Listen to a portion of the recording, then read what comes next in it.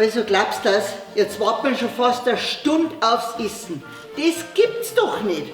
Ich mein, dass ein Frischschnitzel ein bisschen dauert, das ist schon klar. Aber dass die vorher noch Zauschlachten müssen, na, das hätte ich nicht gedacht. Entschuldigung, bitte. Haben Sie unser Essen vergessen?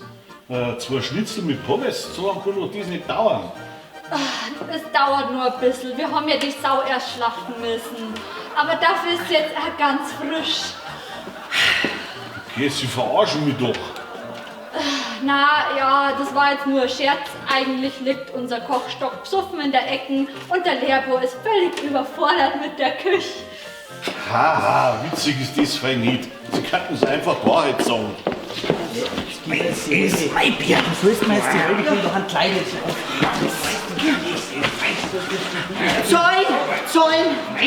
Zäun!